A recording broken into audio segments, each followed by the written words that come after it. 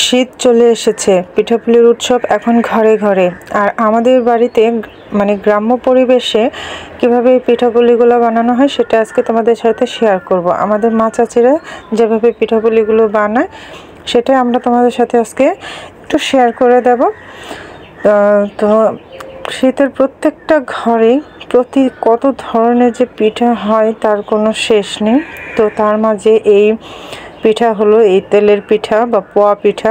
আমাদের তো গ্রামে বা আমাদের বাড়িতেও এই তেলের পিঠা নামে পরিচিত। অনেকে এটাকে পোয়া পিঠা নামে জানে, আর অনেক নামে জানে যেগুলো আমার হয়তো নাম জানা নেই। তো আজকে এই পোয়া পিঠা বা তেলের পিঠা বানানো তোমাদের সাথে শেয়ার করব। এই দেখো পিঠাগুলো দেখতে একদম টুপটুপে হয়ে আছে, কত সুন্দর হয়েছে। তো চলুন দেখা যাক কিভাবে করি। আসসালামু আলাইকুম ওয়া রাহমাতুল্লাহি ওয়া বারাকাতুহু। কেমন আছেন সবাই? আশা করি সবাই ভালো আছেন। আজকে আপনাদের সাথে এই শীতের বিভিন্ন ধরনের পিঠার মধ্যে এই পোয়া পিঠা বা তেলের পিঠার রেসিপি শেয়ার করব। গ্রাম্য পরিবেশে কিভাবে এই পিঠাটা বানানো হয় বা আমার মা চাচিরা কীভাবে এই পিঠাগুলো তৈরি করে সেটা আপনাদের সাথে একটু শেয়ার করে নেব আর কি। তো প্রথমেই এখানে প্রায় 2 কেজি চালের মতো পিঠার চাল ভিজিয়ে রাখা হয়েছিল।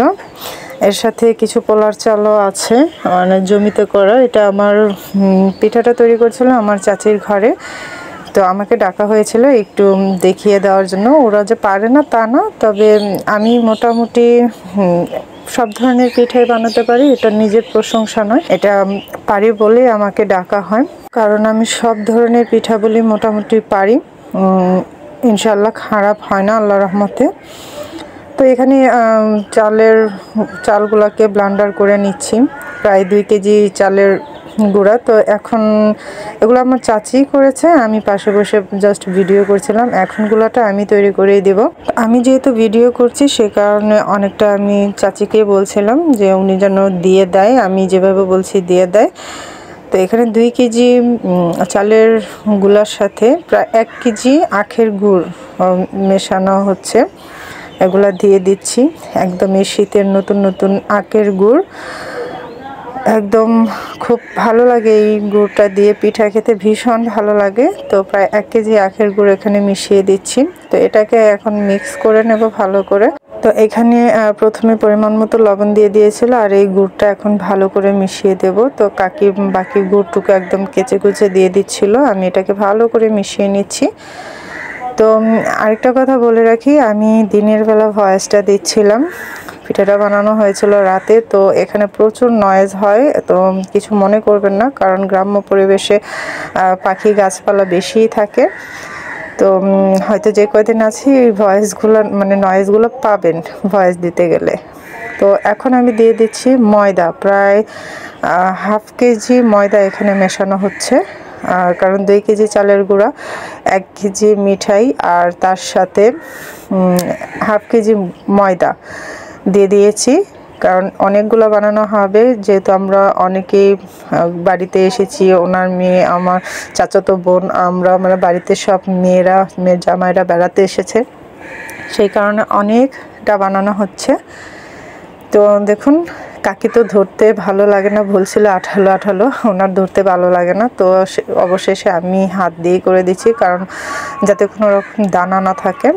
তো আমি এভাবে করে করে একদম পুরো গুলাটা করে দিয়েছি। তো এখন বানাতে বসেছে আমার মা।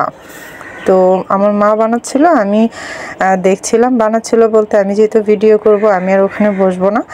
মা বলছিল ঠান্ডার মধ্যে বাইরে বসার প্রয়োজন নেই, তো আমি আর বসি নাই, মাই বসেছে। তো এই পিঠাটা মূলত আমরা 3 জনেই বানিয়েছি। কাকি ব্লেন্ড করেছে, আমি গুলে দিয়েছি, মা বানাচ্ছে। তো প্রথম পিঠাটা হয়ে গেছে, মাশাআল্লাহ খুব ভালোই হয়েছে। তো আমাদের দেশে কি করা হয়, প্রথম পিঠাটা চুলার পারে বানালে ওই পিঠাটা খায় না, ওটা বাইরে ছিঁড়ে ফেলে দেওয়া হয়। এটা গ্রাম্য সংস্কৃতি বলেন, কুসংস্কৃতি বলেন, যাই বলেন, সেটাই তাদের অন্ধবিশ্বাস যে তেলের পিঠাতে কোনো অন্য কিছুর নজর থাকে। আর যেহেতু এটা একদম বাইরে করা হচ্ছে, তো ওই পিঠাটা আমরা ফেলে দিয়েছিলাম। তো তারপরে দেখুন সবগুলা পিঠা একে একে করে নিচ্ছি। মাশাআল্লাহ নিজে করেছি বা সবাই করেছে বলে বলবো না, খুব সুন্দর হয়েছে পিঠা বানানোগুলো। একে একে করে একদম ফুলে ফুলে টইটুম্বুর হয়ে যাচ্ছে এক একটা। তো মা তো তুলছে আর দিচ্ছে, আমি ভিডিও করছিলাম। তো বরাবরই আমাদের গ্রাম্য বাড়িতে বানালে সব কিছু একটু বেশি বেশি বানানো হয়, কারণ যখন মানুষ বেশি থাকে বানানো হয়। আর আমার এই চাচি তো বরাবরই অনেকটা বেশি বানায় পরিমাণের চাইতে। তো এই সবগুলো পিঠা আস্তে আস্তে বানাচ্ছিল মাও অনেকক্ষণ, মানে সবগুলো পিঠা যতক্ষণ না হয়েছে আমার মা ওগুলোকে বানিয়ে দিয়েছে। তো এদিকে সবাই খাচ্ছিল, বলছিল খুব ভালো হয়েছে। আর আখের গুড়ের পিঠা এখন তো বেশ ভালো হয় খেতে, বেশ মজা হয়, গ্রান অনেক ভালো। তো দেখুন কত বড় বলে কতগুলো, কোনো শেষ নেই। আমার মা একটা করে তুলছে, একটা করে দিচ্ছে। আর আমাদের গ্রামে বেশিরভাগ ওই এরকম লোহার শিক বা কাঠি দিয়ে এগুলো তোলা হয়, তুলতে সুবিধা এভাবে তুললে পড়ে যায় না বা তেলটা ভালো করে ঝরে যায়। তো এভাবে একটা করে তুলছিল, একটা করে রাখছিল, খুব সুন্দর হচ্ছিল পিঠাগুলো, দেখে মন ভরে যাচ্ছিল। তো এই পোয়া পিঠা কার কার দেশে কী কী নামে বলেন অবশ্যই জানাবেন। তেলের পিঠা বা পোয়া পিঠা, আমাদের তো তেলের পিঠা নামেই পরিচিত, আপনাদের কার কার দেশে কী কী বলে অবশ্যই একটু জানাবেন। তো দেখুন একে একে করে সবগুলা পিঠা এভাবে তৈরি করে নিচ্ছে। দিতে যে কি ভালো লাগছিল, দেওয়া মাত্রই এটা একদম ফুলে টইটুম্বুর হয়ে যাচ্ছে, খুবই ভালো লাগছিল। তো আপনারা শীতের সিজনে হয়তো অনেক ধরনের পিঠা খান, কিন্তু এই পিঠাটা প্রত্যেকের ঘরে ঘরেই হবে। বাফা পিঠা, পাটিসাপটা পিঠা, তেলের পিঠা, পুলি পিঠা, এগুলো তো কমন। চই পিঠা কমন একটা পিঠা। তো দেখুন পিঠাগুলো দেখতে কতটা সুন্দর হয়েছে আর খুব ভালো হয়েছিল, ভিতরটা কোনো কাঁচাও ছিল না। ইনশাল্লাহ আমি কোনো পিঠা নিলে কখনো খারাপ হয় না। তো এই ছিল আজকে আমাদের তেলে পিঠা বানানোর প্রসেস। যদি ভালো লাগে অবশ্যই লাইক, কমেন্ট, শেয়ার করে দেবেন আর চ্যানেলটিকে সাবস্ক্রাইব করে পাশে থাকবেন। আল্লাহ হাফেজ।